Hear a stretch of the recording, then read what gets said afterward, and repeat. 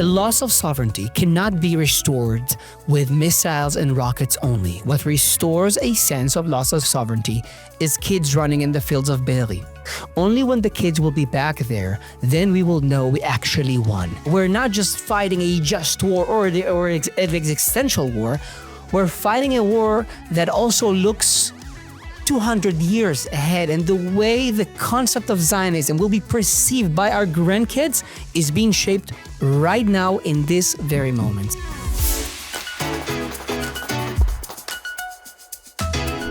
I'm very excited to have a good friend of mine here on the quad this week, my friend Gadi Ezra, who was the director of Israel's Public Diplomacy Directorate. What is that? He's going to explain in a minute. He's an author. He wrote a book called 11 Days in Gaza, and a speaker and commentator. Gadi, welcome to the quad. Shalom. Thanks so much for having me. Thank you for being here.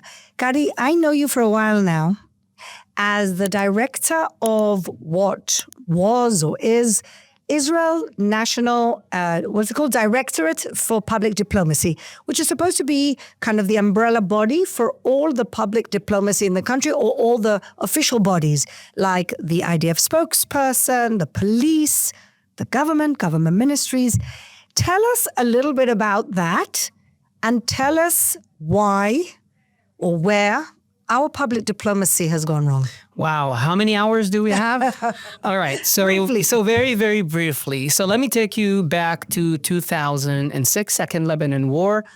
The state of Israel realizes it has many microphones, many voices, speaks on behalf of the country to various different audiences, but they're not synchronized necessarily. So the country decides to establish a body under the Prime Minister's office in Jerusalem, called the National Public Diplomacy Directorate. In Hebrew, it's called Ma'arach HaHasbara Ha'leumi. Yeah.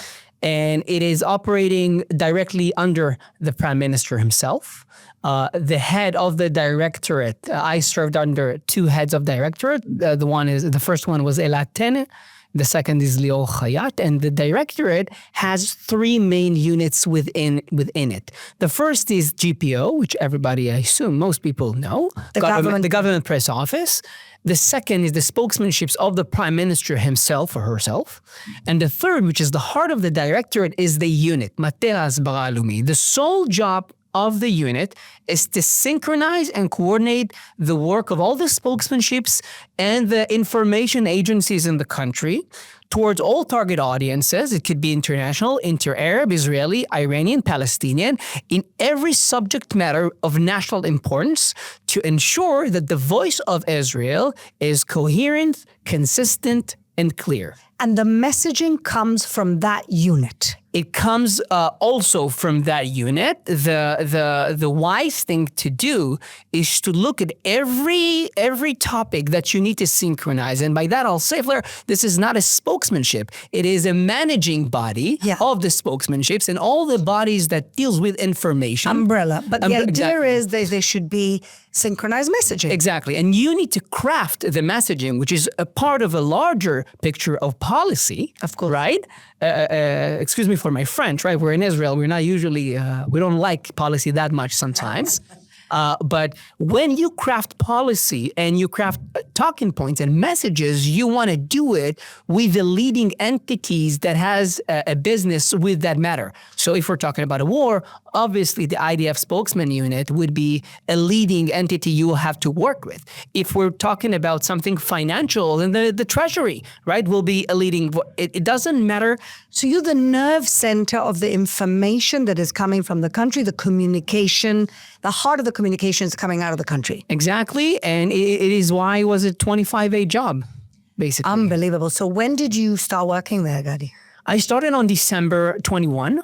I am not a political appointment. It was a professional appointment. I served under two prime ministers, under Naftali Bennett and Yair Lapid, and I had a very short, brief time under this current regime. I finished my tenure on January 23. Right. A few months before the sky fell on the top of all of us.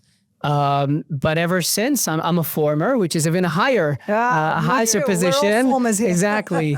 But trying to serve our joint homeland and our country in other ways and aspects. And I'm a proud reservist these days. I'm a combat soldier in the Paratrooper Special Forces in Sayeret Tzanchanim. As of today, we've passed 280 days of reserve duty already in Otef Israel, in the sea, in Lebanon, in Gaza. My battalion is not operating in Syria. I'm not there. We've returned to civilian life for a few weeks or months. We'll see. But yeah, that's how my routine is mainly dedicated. Incredible. You're a warrior. So Gadi, we hear all the time criticism, and I'm one of the first people to criticize the fact that the Israeli government has never really had strategy. You call it policy, I call it strategy, when it comes to communications. Right. And I believe that in this war, we've seen that the lack of strategy in our communications is actually affecting our lack of being able to do what we need to do militarily. Oh, absolutely. So just tell us a little bit you saw it really up front. Right. Where you see the main challenges for public diplomacy for Israel? Because I don't like the word Hasbara. A lot of us don't like that word. Absolutely. Hasbara is only one discipline in the information domain. We also have influence, we have spokesmanship, we have strategic communications, and we're not going to go over each and every one of them right now. But I'll basically say the following. In every kinetic, you call it physical, in every kinetic aspect that we have, it doesn't matter if it's a rocket being fired at some place or a humanitarian aid being delivered. There is also an information aspect or implication to it. An aspect that shapes our minds and our souls and the way we view the world, our conscience. Hearts and minds. Hearts and minds, exactly. English is not my mother tongue, so you'll have to excuse me. Sometimes I make embarrassing mistakes. It's pretty good. I'm trying to avoid an Israeli accent, but I'm trying to. Good job. Thank you, I appreciate it. Lovely. But basically, you can see it at every aspect of this war. Now, where does it meet us? Typically, it's either in instances that are like unplanned. For example, El Ahli Hospital being bombed, right? Yeah. October 17th, 2024. Yeah. This is an incident which happened on the physical world right now, and we need to convey a message on what is going on. Literally, the almost sole entity being there up front, in front of the public and in the international audience is the IDF spokesman unit, right? Yeah. There was no real other body trying to synchronize the other entities in the country, dictating and giving a policy of what our messages are, how do we convey the messages, how much do we convey them, when do we convey them, and no less important, who does not convey those messages? Because here it's also important to dictate who doesn't speak. Absolutely. Right. Some people have spoken and misspoken and gotten us into a lot of trouble. Right. And by the way, that is not because they're not professional. It's natural. Because if you think about our target audiences, there's a conflict of interest somewhere. Because really, and I'm trying to simplify that right now, so excuse me for being very shallow for a second. What do we usually try to, and you're an expert in the international arena, right? Much better than I am. What we usually try to do with the international arena is to tell them, hey, look, we've been hurt and we have a just cause to defend ourselves, right? We want to create legitimacy to operate. Yeah. What we try to do with the Israeli audience is sometimes kind of the exact opposite. We don't want to stress how weak we are or how offended we were, but we want to show how resilient and strong and united we are, right? That's interesting. And would the Arab audience be a similar And with the thing? Arab, it depends. Are we talking to the inter-Arab or to the enemy? Are we talking to the Emirates, which are an ally, or are we talking to the Palestinian, to Hamas? Or the Iranian? Now, even. you can see sometimes that two spokesmen, both fluent, both professional, will want to convey completely different messages. 180 degrees difference between them, and they're both right in their own sphere. Yes. Someone needs to be in the background telling them, hey, that's our policy. Now we need to invest our information resources. And resources can be a Twitter account, and it can be a spokesman or video. or a video, or whatever. Yeah. We invest our resources on the inter-Arab right now audience, yeah, and not the international target audience, right? Yeah. This is why I always say policy is king. Policy is everything, or strategy, right? And also, you need to bear in mind that you can have this conflicts only when we're talking about spokesmanships, but sometimes every country operates in a manner that you will be able to identify that this is a work of a country. And some of the work of the country is classified. Exactly. You'll never know it's a country behind it. We know the Iranians are doing the same thing to us, right? Yeah. Now imagine yourself that there's no synchronization between two bodies. One is operating in the shadows, trying to promote something X, and someone else is standing on a podium delivering Y, which is the exact opposite, and they don't know about each other. So the directorate was supposed to be that coordinating nerve center. Right, and I'm not saying that today there are these contradictions. I'm speaking theoretically right now. I'm talking about the importance of synchronizing and having a functioning body like the unit and the directorate as an umbrella entity, as you said. Why don't we have any policy or strategy? Why don't we have leadership when it comes to it? I think we need it. It's almost like we think it's a nice to have and not a need to have. Well, what you're saying expresses the feelings and the intuition of many people in our field. And I'm saying it's you and I and a lot of great, wonderful people we both know. I think that October 7th war has changed many things in the way we view the world, the way we evaluate our concepts, right?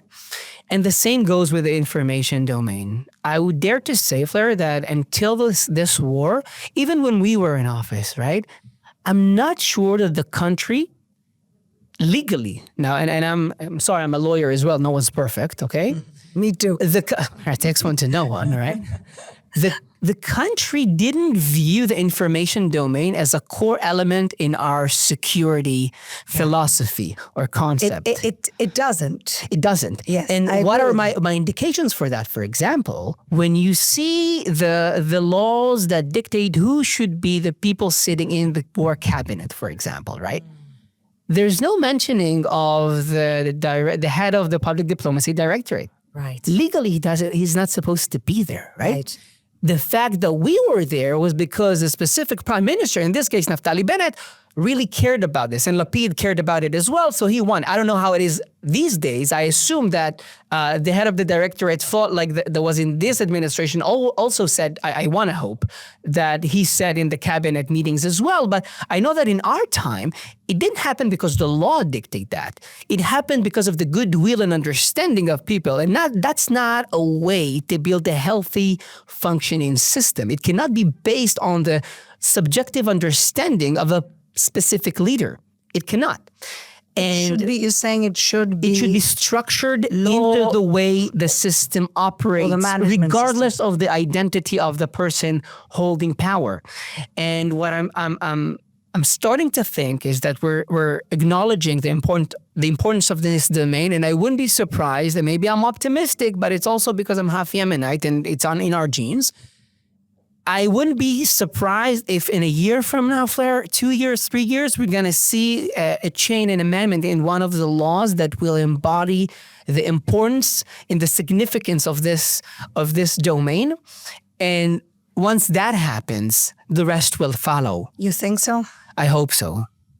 It's incredible. Let me ask you another question that I get asked and I get challenged on continuously. But you, as a soldier and as the director of this very important body, maybe can tell me, why did we not allow journalists into Gaza?